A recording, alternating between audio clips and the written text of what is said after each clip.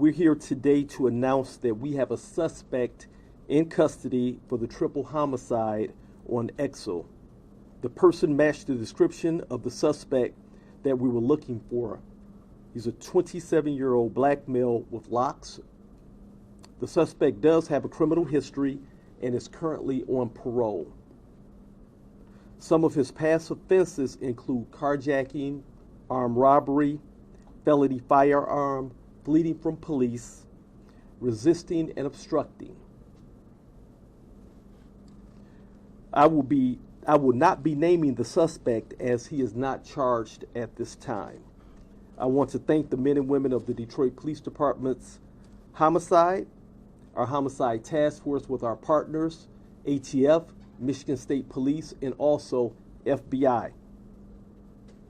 The suspect was taken into custody yesterday afternoon after received a tip from a member of the community that the suspect was in the 1400 block of West Verder. Officers made the location and was able to take the suspect into custody. We were also able to locate a vehicle that we were looking for in connection with the incident near the suspect's address, near the address of the suspect's home. Inside the vehicle, we found evidence that we believe is connected with these homicides. We are working to submit the investigator's report to the Wayne County Prosecutor's Office. As we continue our investigation, we believe that this is an isolated incident, and I felt it was important that we update the community so as to let them or relieve from fear or panic. We believe that there is no danger to the public at this time. I want to thank you all, our media partners, for covering this and for allowing us to get the description out, which ultimately we believe led to a tip. With that, I'll take any questions. Now, however, be mindful that we're very early in the investigation and I'm limited as to what I can say. What connection can you say the suspect rather has to the victims? I can't go into that. Can you talk about, you said there was evidence in the vehicle that you believe is connected to the crime. Can you talk about that? I can't talk about the evidence in the vehicle at this time. The purpose of this press conference was really to let the community know that we have a suspect in custody. We do have evidence. We believe that we have the right individual and that there's no danger to the community.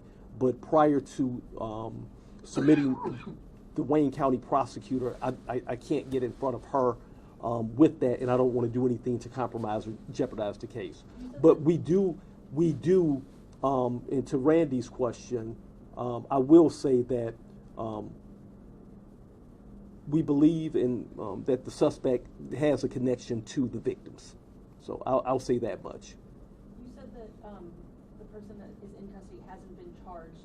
There is that window of time. Are you working with the prosecutor's office? I believe it's 72 hours while you can hold him. What can you share about that? Yes, ma'am. We are working with the prosecutor's office. We're preparing, having conversation, and we'll be submitting the investigator's report, or commonly referred to as the warrant request.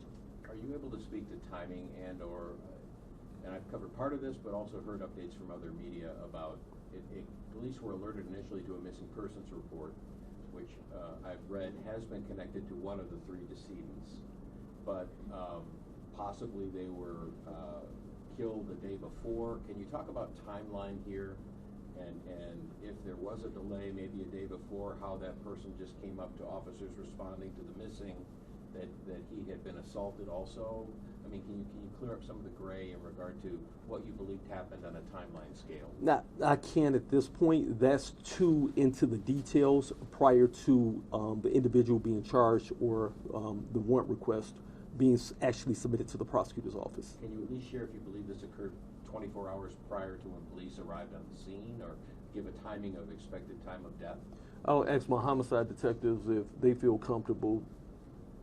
At this time, we're not able to give a timeline of events. That's still a part of the ongoing process and investigation. Chief, you said that the suspect has some connection to the victims. What can you speak of as far as motive goes, and can you also talk about how this investigation worked. I mean, you guys were quick. You worked with Michigan State Police. You guys got the person you think is responsible. You were at the crime scene for 24 hours. Can you kind of talk about, first address motive, and then can you talk about that? It definitely would be inappropriate to talk about motive at this point as the investigation continues. So definitely can't talk about that.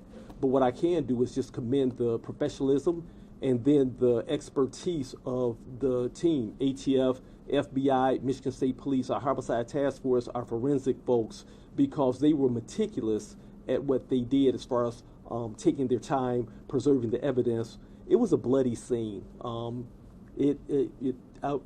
definitely be able to give updates and keep you updated as we go forward. But it was a bloody scene. It was evidence left there. Forgive me if you've updated this and I just haven't known, but have you identified which of the 3 victims was in the missing report that brought police to the neighborhood in the first place? Yes, we have. Can you share that with me now? Forgive me for not being up to date here. Do you know which of the 3 gentlemen it was, and have you made that public? No, we have not made that public at this time. Okay, but you have identified, obviously, it was one of the 3. Yes. And what the person who came up to officers responding to the missing report said that he was hit by a hammer, I believe, correct? I can't. Where I'm going is, was a hammer the believed implement that killed these other people? We're going too far into the details Fair at this enough. point. Thank you so much. Yep. Appreciate you.